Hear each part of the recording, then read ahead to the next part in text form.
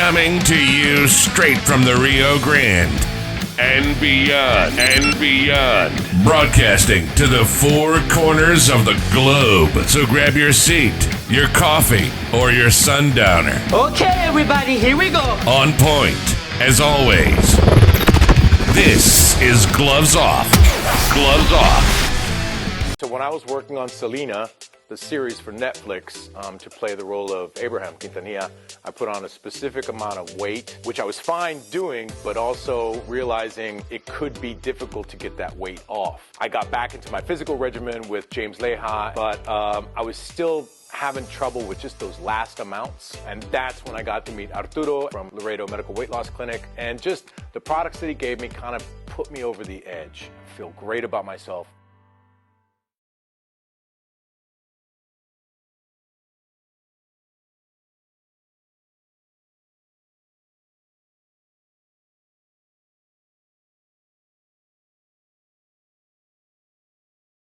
Four. Back at you, Gloves Off. Today I got a great guest, a dear friend of mine, and he's a Webb County Republican Chair, Jose Salazar. How are we doing today? Hey, buddy, glad to be here. Yeah, great. Number one, I want to congratulate you because under your tenure that you just started, you were able to turn Laredo red and Webb County red. And it hadn't been done before, and that, my hat's off because you guys worked very hard. Thank you, and again, it is us guys because there's a lot of people involved, and I've been on the job for 4 months, and we've raised some money, we've put out a lot of the connect with people effort. We didn't do so much as in the past on signs and Trump trains, but we concentrated more on people because we knew that that's where we needed to make the connections. Whether it was calling, writing, and different people did different efforts. But that's what we wanted to focus on, was on people. That voter that was affected. Absolutely. You know, for a long time we had a streak that we never had Republicans. And then all of a sudden 1, 2 started running, 3 started running, and they would always fail in Webb County. Yes. And this year we ended up electing Lori Brissett, which is Court of Appeals. Mm-hmm. We ended up electing Don McLaughlin, and of course President Trump and Senator Ted Cruz. But what got me is that it went over the 50 mark. Yes. It was never. There's a lot of Republicans here as per se, and I'll throw this out there first. In the general election, most people work for municipality, so they all vote Democrat. Mm-hmm. And then, in the general, in the ¿cómo se llama? In the primary. Yes. And then the general, everybody votes Republican, whether for the state or, because you can't tell who voted for who. You can't tell who, exactly. And that to me, I've always seen it as a form of, I don't know if it's discrimination or if it's oppression, voter oppression. I don't know if it constitutes that, but it's some kind of way to tally who's voting with who.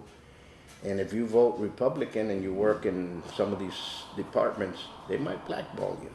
And I don't know what to call it either, Paul, but it is real in the sense that Republican or conservative voters feel very apprehensive to go and vote. I know at the beginning we had some difficulty getting signs out because people said, I support Trump, but I don't want to sign. Yeah. I don't want trouble. I don't want to go to your event because I support Trump, but I want to lay low. I don't want to put myself out there.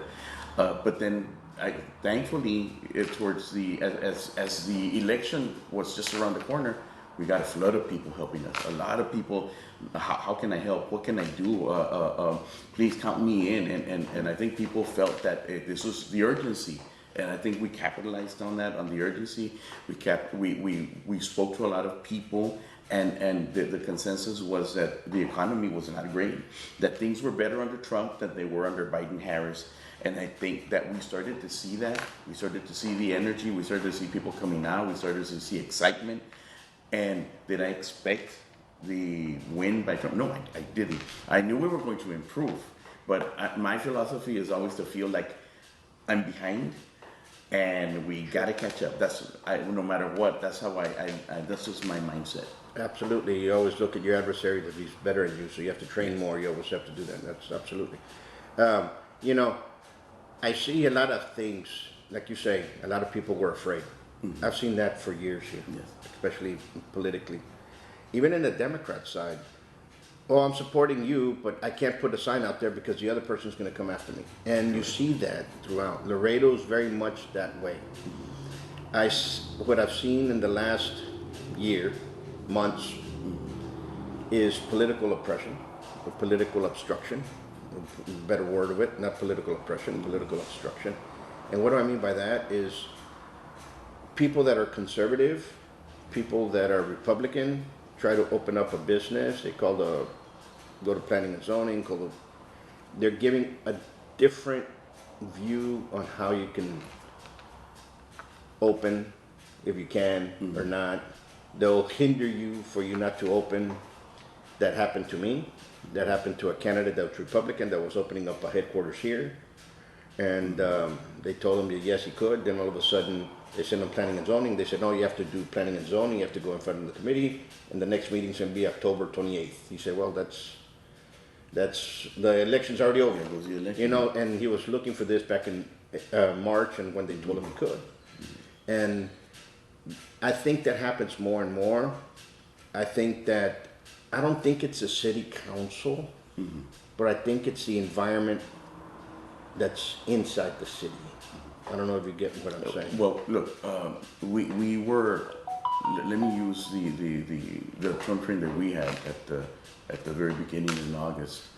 I think we were given more hoops that we needed to jump over than was actually necessary, and I did feel that we got the runaround a bit, and finally it was approved because it was part of we were using private property. We got permission to use private property, and it was not city property, so that helped us right there. But I hear what you're saying, and I think that once more Republicans start to do better, because we did have people, because I've heard this in other sources locally, that you only won one race and that's it, so you didn't turn red. Well, but look at trends. Look at when this Ted Cruz ran against Beto O'Rourke in 2018. Ted Cruz was in the 20s. He scored in the 20s, but now he lost to Colin Allred, but he was in the 40s. And you see that with other races. Senator Whitten lost to Cuellar in a great effort, with doing on a shoestring budget. She was also like in the 20s, but Furman was like at around 30. So we're seeing gains, and a lot of the races were in the judges, Republican versus Democrat, were 40s and 50s. So we're right there on the precipice of being competitive, and I think that's a big thing that some people are not, I guess, not noticing, but it was something that I think it is something to be very proud of everybody who voted, everybody who did something, came out and worked and volunteered, especially our poll watchers, our block walkers, our texting people, our letter writing people. They all did a fantastic job, and I think they brought out the vote, and hopefully it won't be such a stigma to be Republican in the future. Well, I understand what you're saying, and I hope it changes. But I think we're also going to need to change the city. Right. I think the city elections need to be instead of nonpartisan, they have to be partisan. Who are you? What are your views that are coming inside? And because when we start getting in a lot of the city, it's cliquish, dynasty grabbing type of groups and cliques that are inside there for the longest time. And I think we have to change that, because it's been primary Democrat. Most of everybody that's been there is Democrat. I think the last Republican that was there was Gene Belmares, but yet he ran as a bipartisan, right? And so you can't count him as a Republican win. You have to count him as a bipartisan win. So we need to change that, and I think we need to change how the city elections, you have to state, am I Republican, am I a Democrat? Okay?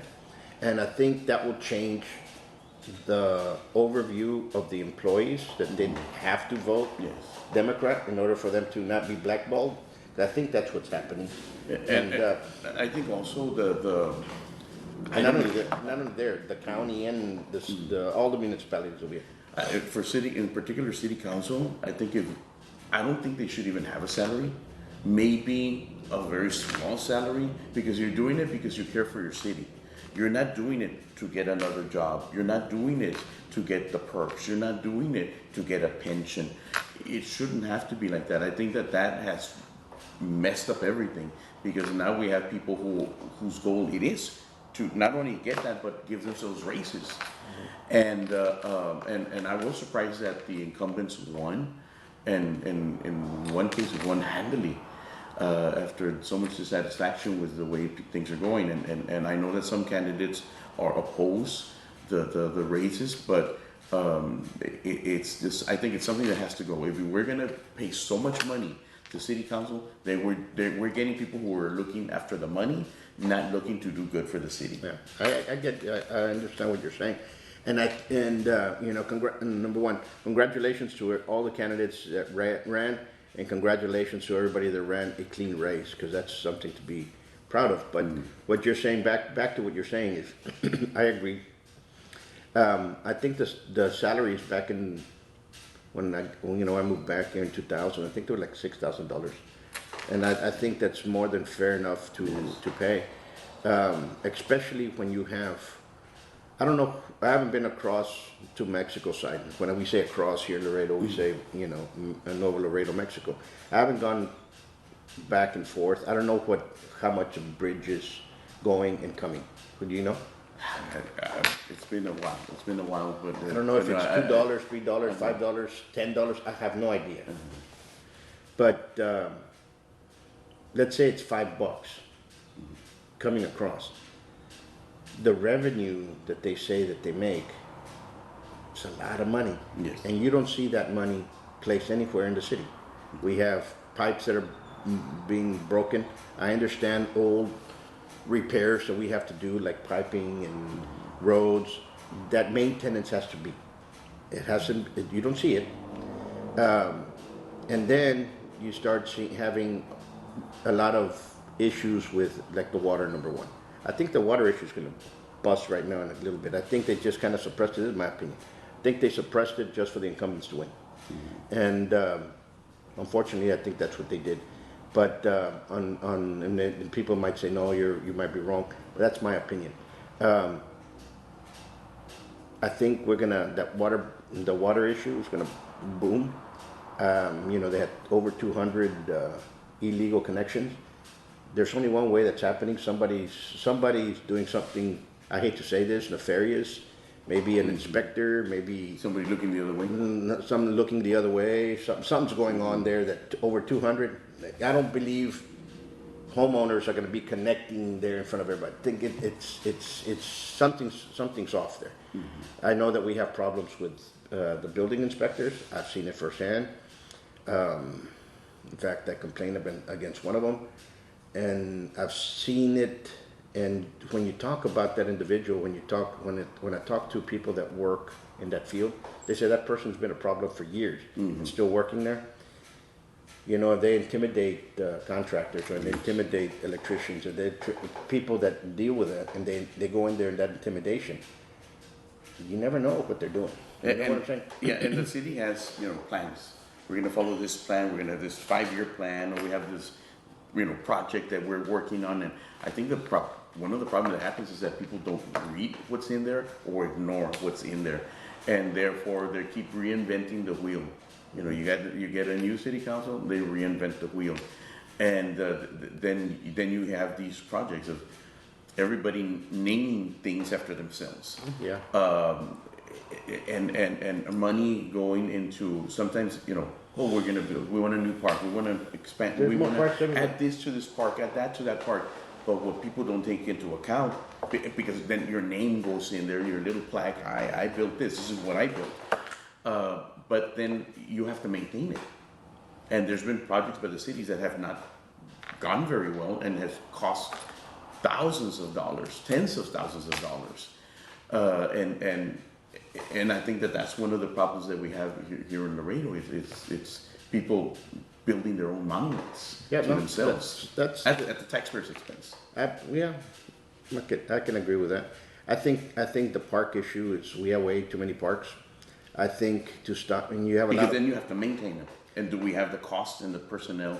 And I get what you're saying, and you get a new council member and says, well, I hate the incumbent was here before, I don't like what he did, so I'm gonna change these projects to this. I think we have to maintain, if a project, just say, if a project's gonna take 6 years to build, and it was passed under your term, it should be fulfilled 6 years, even if you've changed another city council, it should still finish, instead of stopping it and redoing something else, so you've already wasted money. And I think that's what we have here. We have all these little school playground riffs of candidates that become city council members, and they don't like the other one, so I'm gonna stop that project and I'm gonna make it this project now because I'm here now. And that type of attitude is costing us a lot of money. I mean, you saw that with the stuff here in Bartlett, and you know what I'm saying? There was things done right, and all of a sudden I'm gonna change it because I'm the new city council. And the cactus thing. You know what I'm saying? You see it all over the place. We've seen the bike trails that are in Santa Maria that, personally, I think I've seen, like, in the years that it's been there, I think I've seen 5 people use that road, and it's a lot of money and takes space away from traffic. But no, I mean, there's a lot of things that need to be changing in locally, and that's what one of our focuses is going to be next. You know, you have term limits. I think it should only be one. You're in there, let's give your ideas, let's see what you can do, you can change. If it's great, boom, you're out. Next 4 years, somebody else comes in and starts it up there. And it shouldn't be, because what I'm seeing now is, you get in there first, and then all you care about is getting reelected. And that's where the issues occur. All of a sudden, the special interests come in. And all of a sudden, all these new wonderful, you're already on your way out anyway, you could care less. All these ideas come to fruition that were never part of your initial plan of going in. So the first 4 years, they might be doing something right. You give them the benefit of the doubt. And then they start, for 2 years, they start worried about, you know what, I have to get reelected.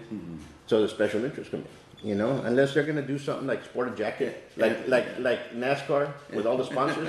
I think they should do that, you know, LPOA, Fire Association, you know, our Laredo, you know what I'm saying? This builder, that builder, and then put it in the suit and you wear it. That's who. I think they should do that, just like NASCAR. You know, everybody that got you elected, you should have a little patch on your suit for people to know where it's at. You're not being facetious, but that's what needs to happen. And I think the discretionary funds is another thing that needs to be addressed. I think it's way too high. That's more power, more money in your coffers means you have a lot more power. Probably power than you should have. I don't know. It depends, because there's a lot of things. It's supposed to be used for concrete and mortar, right? Do we need new speed bumps? Do we need new asphalt for these neighborhoods? Do we need new street lights? Do we need new sidewalks? That's what it's supposed to be for. Is there a building here that needs help that we can help it and make it better? I think that's what it's for. Is it being used for that? I don't think so. And I think it's just for accountability. You know, for accountability, that's a decision of one person when it should be discussed amongst the council. How is Laredo taxpayer money going to be used? And yes, there should be something for an emergency. But I think that what they have, $500,000 that we borrow, is way too much. It's money that we cannot afford. You and I could not do this because we have nobody to tax to continue just borrowing and borrowing. But they can do it, and that's not good for the people. Here's another one. All these committees, they call themselves 24/7 councilmen, and then they don't go to one committee. They have no idea what's going on until they get something in city council, a piece of paper. Then they're trying to figure out what's going on. I think a lot of these committee members in these committees have been members there for 10, 15, for a long time, and nothing's been done. So a lot of these committees are actually irrelevant.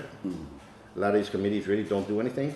And I think if they're going to be getting a pension and they're going to be doing everything else, they themselves have to be sitting down in every committee that the city has and remove every committee that is supposed to be there, and they're the ones that should be going to all these board meetings instead of having somebody else that could care less if, you know what I'm saying, just to put a friend inside somewhere else because they want to become a politician later on in life.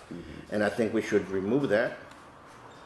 And I mean, because committees are good, but if it's done correctly, but you had like the water issue. The majority of the people there have been sitting in that committee for probably the last 15 years, and still nothing's been done. So you have to see how it's being done.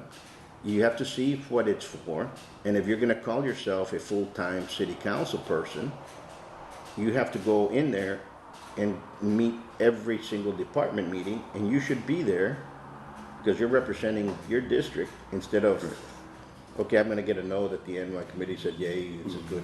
No, you should be there. Yes. If you're going to be paid, getting paid. Yeah, agreed. If not, and you know, a lot of people say, now they have pensions. Okay, but that happened with the last administration, I believe. You know, but then the last administration was detrimental to Laredo. They made a hole, and this one is kind of like filling the body inside the hole. They already threw the body inside. We care so much about the import-export of the business, rightfully so. It makes a lot of money. But does the import-export really do something to the city? Jobs? Not really. And people say, oh, the truckers. Some of the truckers are from Mexico and some of the truckers are from out of town. Yeah, we have truckers here. Yes, but I don't think all the truckers that are driving the trucks are from Laredo. Number one. That's a different story. Now, what happens is yeah, we need that. What's going to happen with the railroad that Mexico is building right now? They're building a railroad that's going to bypass the Panama Canal. That's going to connect the Pacific to the Gulf.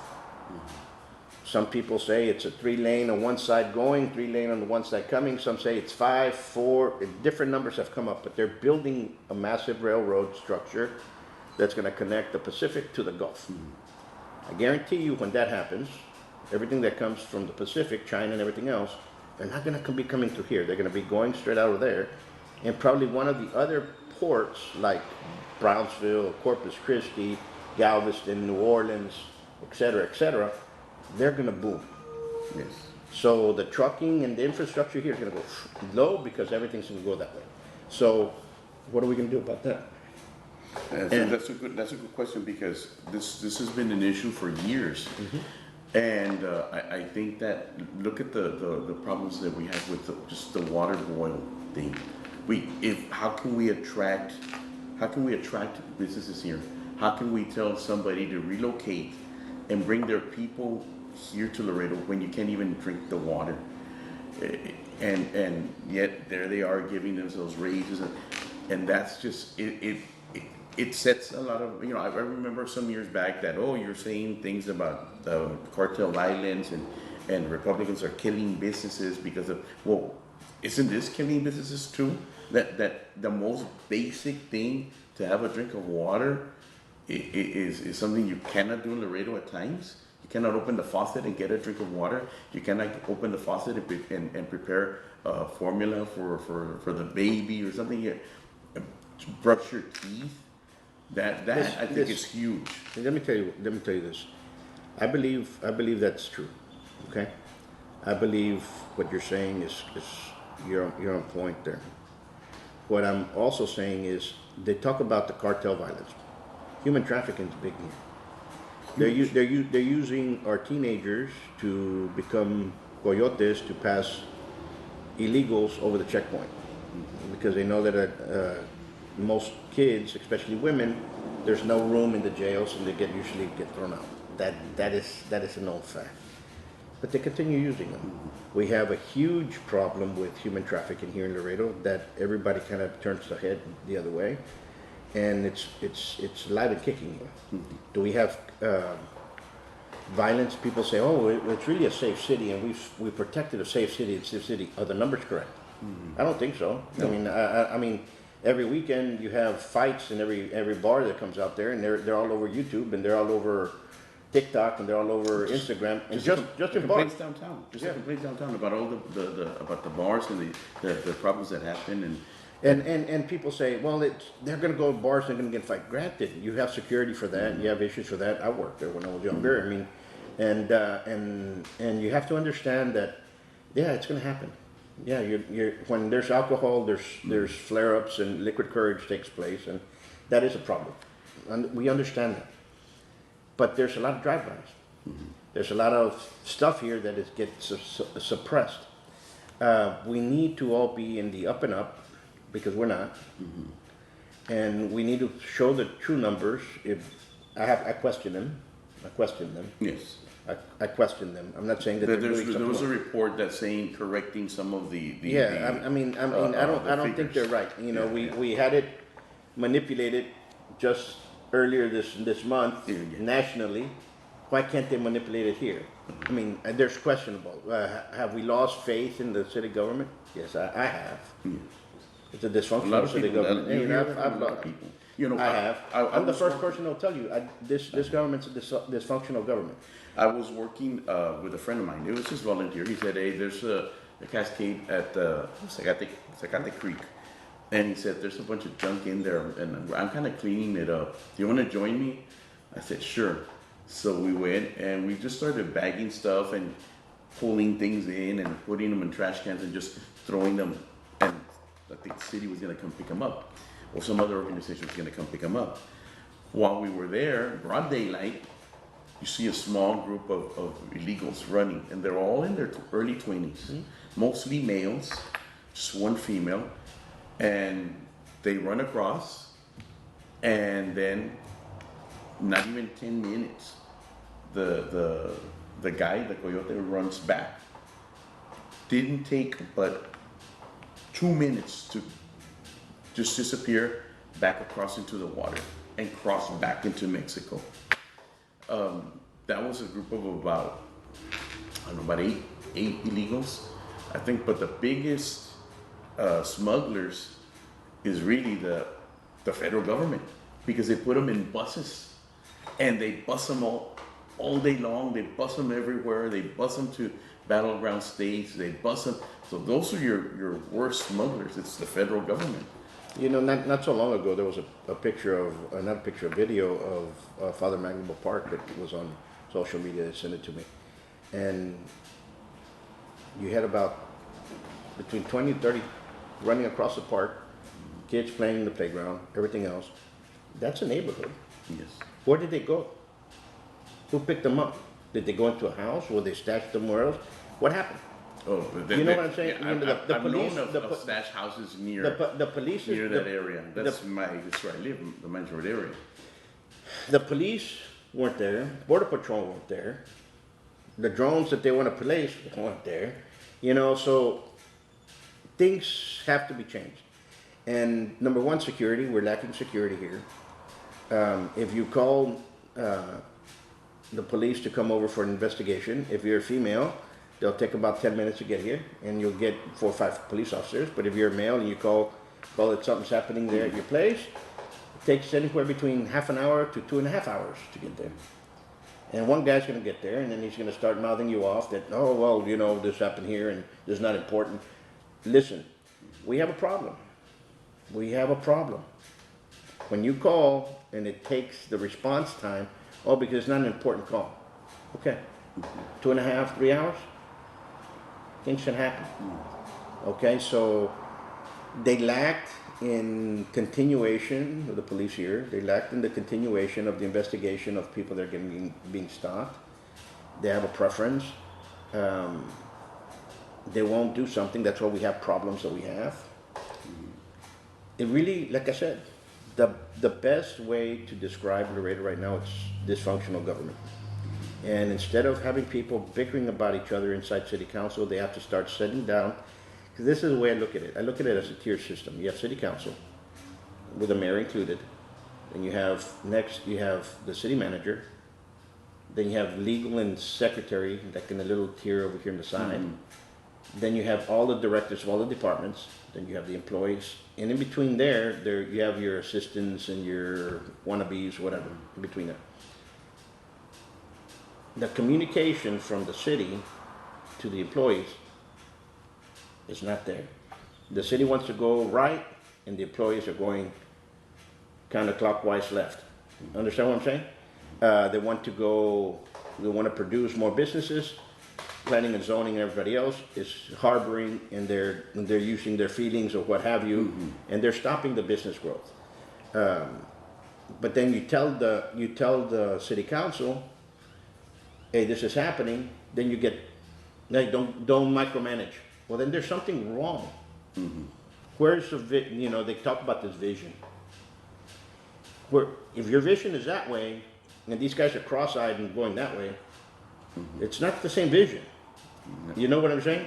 So right now, I think it's a time the city needs to really sit down and start evaluating every director, every assistant director, anybody that has over 20 years or what have you in certain positions, remove them and put somebody else in. It sounds harsh, but we need that. And if we don't do that, we're not going to go anywhere else. And I don't think anything will change, Paul, until people start paying attention to city council meetings, until people start going to city council meetings, until people start coming out to vote. There's a lot of apathy here in Laredo. You know that not everybody gets out to vote. What was it? I think it was like 47% of the registered voters came out to vote, something like that. That's better. And the election prior, I think in 2020, but I don't know if they extended the times. I don't remember if early voting was extended or not. It was around less. It was about 50% voting, and now 47% voting. We should have more people. If more people were to come out, you would see changes in city council. But they take advantage of that. They'll let the cañoneros do the work. They bring out the people, and those are the same people who vote over and over, and they're people. So until the general public here in Laredo gets fed up, I don't know, maybe it's not bad enough yet for them. Well, it's bad. no, they're fed up and they're just not voting. They've been fed up for the longest time. I went in there and I removed my name. When I found out that the police were getting involved with elections, I went in there and I said, this is not in the up and up, out we go. And I didn't vote. I went over there and removed my name completely from the voters list, legally. And then now, I saw what was going on here. Maybe I'll give it another election trial. I told my kids and everybody else, you guys do your due process, and if something happens that you want to change your mind, I'm behind you, whatever you is. I've seen the way it gets here, so I just said to myself, no. It's not in the up and up. And you mentioned the word cañoneros. For the people out there that are just listening, a cañonero is an individual that gets paid to pull out votes. They're not harvesting. I wouldn't say that. They just go out there and pull people to vote in a certain way. I think vote harvesting is more of the the mail-in ballots and the absentee ballots. And there's legal ways you can do it, to get people to vote and work to get people to vote and bring votes. Then there's, of course, the illegal way. They take a picture of your vote. I voted this way, and I'll give me a gift card or whatever. Or I get a turkey. Somebody visits and gives me a turkey. Well, that's what it is. Turkeys for votes. Right now, there's no elections. Nobody's giving turkeys. But if there was others, you'd be having people give turkeys out everywhere. Right now, they'll start. You know what gets me? Yes. Is that there was a trend a couple of elections back. One candidate adopted a dog. And then every candidate was adopting a cat and a dog and an animal from the shelter. They were all adopting dogs and cats because one of them did it out of the kindness of his heart, did it. Then every candidate that was around was adopting, and you see them in the pictures, and I'm like, it's not a fad, man. You know what I'm saying? It's hilarious when you see this. They want to up each other up, and it's not what it is. Being disingenuous is something that most people will see through. I think that is what happened with the national election with Kamala. I think people saw her with the different accents depending on where she was speaking, and people can see that you're disingenuous. And but I think another thing, Paul, that is not only low voter turnout, but also voter education. I think that's one of the things that I've seen like the most is voter education. They need to know who the candidates are. They don't know who the candidates are. They don't know what they stand for. They don't know who's supporting them, like you said, because they're not wearing that jacket with all the patches. So they have to do extra research and find out, okay, who are you with, and who's donating to you. So we find out what you're going to do when you get into office. Right. And so that I think that those go hand in hand. We need a bigger turnout, but we also need a lot of voter education. Absolutely, and we need to change our charter. I mean, there's a lot of propositions that were passed. Some of them are very bad. Yes. But again, all those committees. People vote yes. Yeah. Propositions, people just tend to vote yes. They're terrible. Even the Texas ones, the raise taxes, people voted yes. Yeah. To raise taxes. So, people, you have to read. Like, I think the comprehension level's not there yet. But, and it's worded in a tricky way. I get that. And it just takes voter education. Then we have to work on that. And I think, and so I don't know. I think we have to change it dramatically. I don't know how, but we have to. I think the city needs help, and the help is going to come from people out there that want to give. You know what gets me is some of these individuals, their IQ gets higher when they get into office. In comparison, they go from a 10 to a 20% IQ, and all of a sudden now they're about 175 IQ just because they're in the office. No, guy, you're still the same person you were before. Now the only thing you know is that you're up there. Your IQ hasn't changed. So it's hilarious to watch, but it's funny. I'm being again once more. I'm busting you all's balls, man. But that's what I need. I think Laredo needs a lot of help. Yeah, and I will applaud those council members who voted against the race. I will applaud those people because not all of them were running for re-election, but they still stuck to that and looking after the people. So I will give we got to be fair with that. When they do something good, you did something good. Regardless of what the motivation was, you did. And once more, people are out there going to hate you and like you, and that's just the way life is. And people might say, Paul, you're full of shit, and Joe, you're the same, and they fine, it's whatever. But what you need to do is we need to put people that have a good track record, that have done something before, that are working to get a betterment, and that's the people that we have to start working in. Not because we have to stop this cliquish movements, but again, we get together, and you hit the nail on the head right there, Paul. We need to get together because there's too many little movements, and we can never organize and accomplish. And I think that's why, because we're too many little movements here and there. And that's the way it is. And we'll do this. What's your next project in mind? Our next project is we're going to take a break, but after that we're going to get together and we have a slew of events that we want to push. Already starting to look at 2026, and we're making already making our plans, and have something for Inauguration Day. And just look forward mostly to 2026. We need to get people out there, and if I'd say this to the candidates and those that want to run, if you're preparing or you're thinking about running, take it seriously. Start gaining money to run. It costs to run. That's something that we might change, that should be changed. Right now, I'll keep that thought. And the reason you need to run is because I see a lot of people jumping into it with no money. Then they're scrounging signs, and you don't have no sign. Remember the old saying, a business without a sign is a sign of no business. And the same thing goes with candidates. If you do not advertise, and you're not advertising, advertise all over the place. If there's advertisement here, buy the advertisement there. You might get your money back for you think that that's not for you. You might end up getting more. It's so you have to advertise all over the place in order for you to get good business. And being a candidate, doing that way, you have to think that way. And people, you have to brand yourself, and you have to brand yourselves from the beginning on through.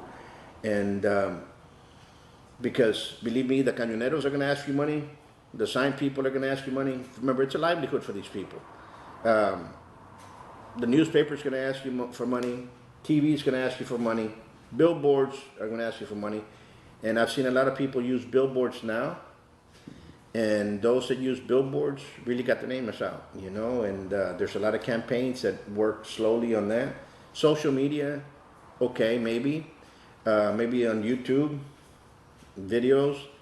and stuff like that, making stuff organic. I'm just saying this because that's just part of the game. Don't pay these companies to do it for you, because these companies might not be doing it for you. I see a lot of people paying companies to put videos on their Facebook page, and never happens. I've seen companies go out there and charge candidates. And how do I know this? Because people tell me $5,000-$10,000 to open up a TikTok, open up a Instagram, open up a Facebook, Snapchat, and then they're up there uploading every so often. And they'll tell you, oh, well, you didn't send me the thing. And it's a mess. Why? Because I know a lot of these candidates that they confide and they say what's going on, and you start looking at this and you're like, wow, it's pretty bad. Yeah, time, it's money, people. If you're thinking about running in 2026. In 2026, next year there's no election. I think so, no? They might be. Well, whatever you think you're running for, you better start getting money for that. Because if you sign the dotted line and it starts 2 weeks later and you have nothing, you're going to end up with nothing. Don't be egged into somebody telling you run because you're a nice person. No, run if you want to do it, and then you start getting people that are going to see if they're going to buy what you're going to sell, buy your brand. That's basically what it comes out to. Yes. And because it costs money. You have to have time to do it also. Absolutely. And round up your people. Who's going to help you? You can't do it by yourself. Absolutely. You know, you need a team. Unless you have money. If you have a lot of money, you can, a lot of things are possible. But even though, you know, it's just like our President-elect Trump. He had a lot of money. Both of them, she outspent him, but had a lot of money and had a huge team behind him. So you need a team. Yes. You need a team. And a lot of people say, you know, he won because people were just tired of everything that's going on. They stopped seeing through the BS. And there's people that said, no, forget about it. You know, we're going to change. But other than that, we wish you well. And if you guys want to join the Republican Party, call Jose. It's very important, I think, that we start getting more people, because we're going to need more people by the time the 2026 rolls around. We have big plans, and the only way you can do that is by getting more people involved. So we're on Facebook. You can look us up, Webb County Republican Party, and just send me a message that you're interested. And that's how we got a lot of people towards the end. Once the crunch time came in, the flood of people saying, I want to do something, started coming in, and they joined us. And I mean, you could just see the energy. You could see the energy on the Republican side versus the energy on the Democrat side, and I'm talking about here locally. And that was an indicator that we were going to do well. I didn't know how well, but that was a huge indicator. That's awesome. Anyway, thanks again. Thank you, buddy. Folks, you all stay with this. You all be safe, stay safe, and God bless you all. Until next time, much peace.